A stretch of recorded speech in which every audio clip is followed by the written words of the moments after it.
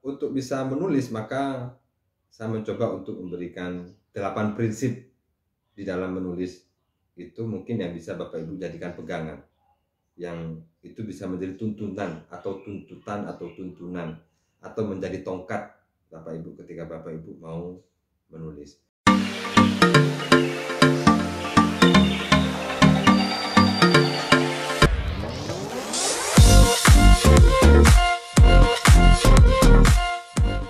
Jangan lupa subscribe, like, share, dan komen YouTube channelnya Kang Hayat.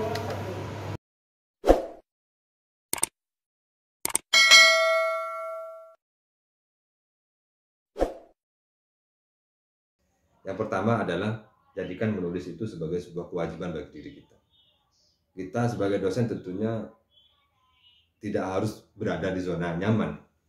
Kita selain tridharma, meneliti, mengajar, dan mengabdi, maka memungkinkan bagi diri kita untuk mewajibkan menulis, untuk menulis ke diri kita, ke dalam diri kita ini. Kita harus meyakini bahwa ini adalah kewajiban saya. Kalau saya tidak melakukan ini, maka saya bisa dosa. Kemudian yang kedua adalah jadikan menulis itu sebagai pola melatih berpikir kita.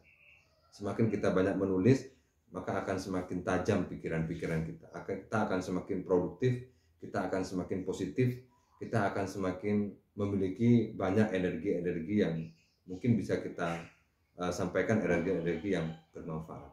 Melatih berpikir positif, melatih berpikir hal-hal yang baik dengan mengurangi pola pikir yang negatif. Mungkin dengan banyak menulis, Bapak Ibu tidak banyak merumpi, tidak banyak membicarakan orang lain, tidak banyak menghujat orang lain, tidak banyak ya membuat informasi-informasi hoax dan lain sebagainya. Maka salah satu terapi bagi siapa saja, termasuk bagi Bapak Ibu, untuk bisa menekan pembicaraan dengan orang lain, membicarakan orang lain, atau untuk menekan yang banyak ngelamun misalnya, bisa dilatih dengan cara menulis. Itu juga bisa menjadi terapi. Karena ketika kita sudah menulis, maka pikiran-pikiran kita akan fokus. Kita akan terus menggerakkan alam bawah sadar kita untuk terus bergerak dan bisa melahirkan tulisan-tulisan yang mungkin bisa kita tulis hari itu. Kemudian menulis itu juga bisa menjadi prinsip penghidupan kita. Karena Bapak Ibu selain mendapatkan gaji, mendapatkan tunjangan, Bapak Ibu juga bisa mendapatkan pendapatan dari buku, dari menulis buku. Tadi saya sudah sampaikan, kalau bayangkan kalau satu buku 10 juta misalnya, kalau 10 buku ya bisa 100 juta.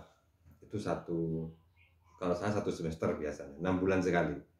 Karena satu kali cetak itu sekitar 2000 eksemplar. Kalau habis paling tidak saya mendapatkan 10 juta sampai 12 juta setengah. Biasanya buku saya itu habis sekitar 6 bulan. 6 bulan sudah banyak yang habis, tapi kan nggak sama, tergantung dari. Dan alhamdulillah setiap bulan saya mendapatkan royalti dari buku-buku yang saya tulis itu. Dan itu sudah tidak saya hitung, sudah tidak terhitung, karena saya hanya bagaimana caranya saya terus menulis, bagaimana caranya saya tiap hari itu menulis. Nanti perkara mau diterbitkan 2 bulan, 3 bulan, insya Allah buku saya yang terakhir ini sudah masuk ke penerbit. Judulnya insya Allah Pengantar Teori Kepemimpinan, yang saya kaitkan dengan bidang keilmuan saya. Dan itu untuk mata kuliah, untuk program studi di bidang keilmuan saya. Jadi prinsip saya hari ini bagaimana caranya saya bisa menulis setiap hari, itu saja. Dan mengistiqomahkan diri untuk bisa menulis.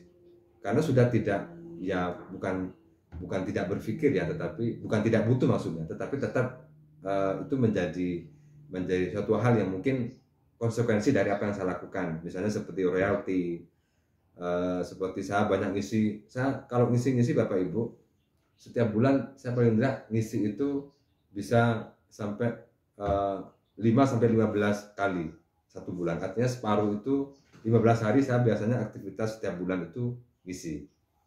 Jadi memang saya jeda kemarin hari Rabu saya ngisi di hari Selasa saya ngisi di Universitas Indonesia Timur. Sekarang di sini minggu depan 2 hari lagi saya ngisi di penerbit. 4 hari lagi saya ngisi di Universitas Islam Madura dan seterusnya. Jadi itu juga menjadi bagian dari aktivitas saya.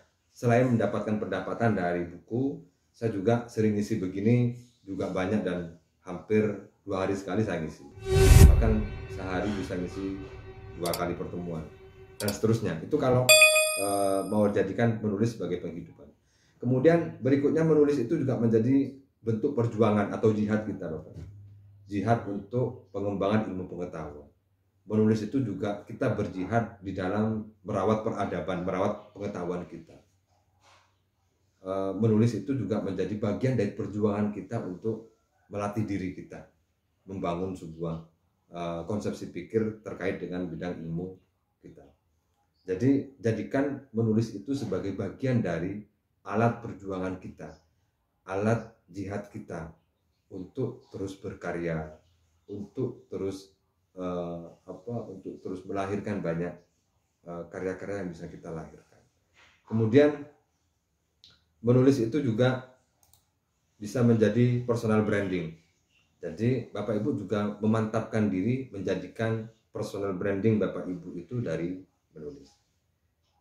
Jadi walaupun selain itu nanti bisa menjadi bagian dari branding institusi, tapi paling tidak ketika Bapak Ibu sudah punya niat menulis, maka mungkin personal branding ini juga bisa dimulai, sehingga nanti secara otomatis institusi akan mengikuti branding itu sendiri. Kemudian menjadikan warisan, maka tanamkan kepada diri kita bahwa apa yang kita tulis hari ini itu adalah menjadi warisan bagi generasi kita berikutnya, menjadi warisan bagi para mahasiswanya, menjadi warisan bagi cucu dan anak-anak kita, menjadi warisan bagi keluarga kita, menjadi warisan bagi ilmu pengetahuan yang kita tekuni hari ini.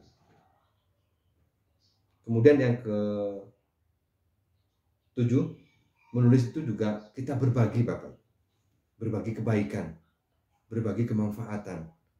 Barang siapa yang berbagi kepada orang lain, terutama berbagi kebaikan, maka kita akan mendapatkan 2 kali lipatnya dari kebaikan yang kita bagi. Kalau Bapak Ibu berbagi kebaikan dengan menulis 1 buku, maka insya Allah Tuhan akan membalas 2 kebaikan dari apa yang Bapak Ibu bagikan. Nah, kalau yang membaca 1 orang, kalau yang membaca 2 orang, kalau yang membaca 10 orang, itu berapa kebaikan yang kita terima. Kalau yang membaca itu setiap hari dari buku-buku kita, itu sudah berapa kebaikan yang kita dapatkan. Jadi jadikan menulis itu sebagai prinsip bagi kita sebelum menulis adalah bahwa di dalam menulis buku itu kita sesungguhnya berbagi kebaikan. Dan yakinlah bahwa kebaikan yang kita bagikan itu akan berkali lipat akan kita terimakan kebaikan-kebaikan yang lain. Dan yang terakhir adalah menulis itu menjadikan prinsip membangun peradaban dunia, membangun peradaban ilmu pengetahuan, membangun monumen-monumen pengetahuan dan seterusnya. Sehingga dengan demikian maka kita akan semakin lebih yakin, kita akan semakin optimis, kita akan semakin kuat menghadapi segala cobaan dan tantangan di dalam proses menulis.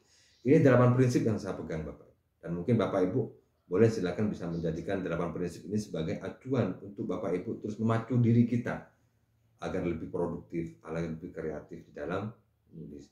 Ingat Bapak Ibu, aktivitas menulis itu tidak hanya aktivitas merangkai kata, tidak hanya aktivitas menyusun kalimat per kalimat, tidak hanya mengutip, tidak hanya mengumpulkan referensi, tidak seperti itu.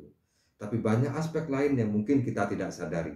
Salah satunya adalah aspek-aspek kebaikan dan kemanfaatan yang mungkin kelak juga bisa kita terima dari nilai-nilai kebaikan yang sudah kita lahirkan.